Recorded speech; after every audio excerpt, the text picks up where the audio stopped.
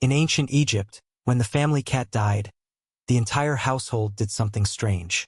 They shaved off their eyebrows, not out of grief alone, out of law, out of religion, out of fear. Why would losing a pet trigger a response this extreme? To understand this, you have to understand what a cat actually was in Egypt. Not a pet in the way we think of pets today.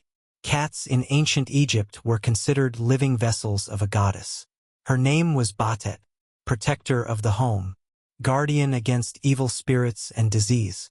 Historian Jaromir Malek, who studied Egyptian cat worship extensively, described cats as walking a line between animal and divine.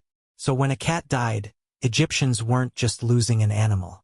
They believed they were losing a small piece of the goddess herself. The mourning process was immediate and it was visible.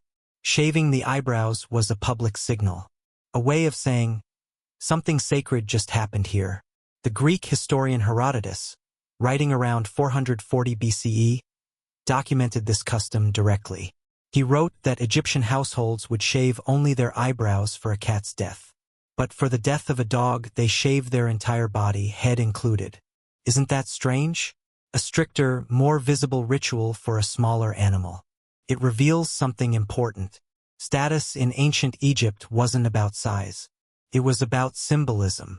Cats controlled the snakes and rodents that threatened Egypt's grain supply.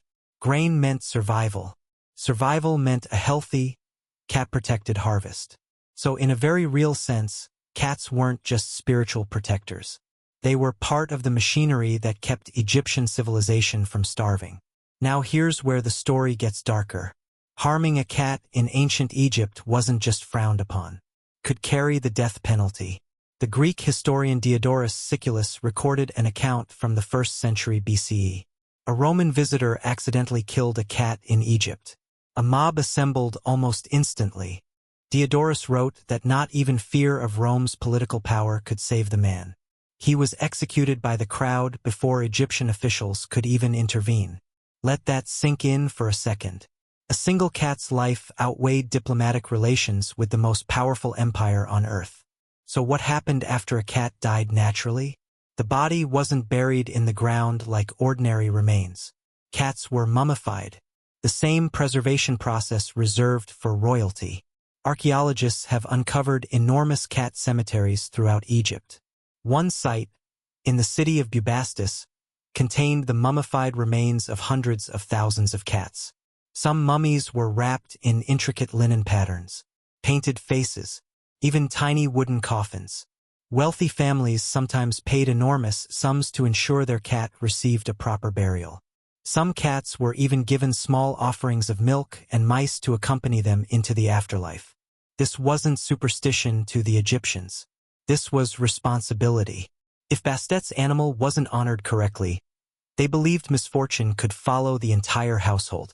So the eyebrow, small and easy to overlook, carried enormous weight. It wasn't vanity. It wasn't fashion. It was public proof that a family understood exactly what they had lost.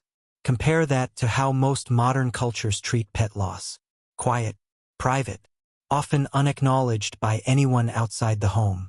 In ancient Egypt, grief for an animal was structural, legal, visible to the entire community. Maybe that's the real reframe here.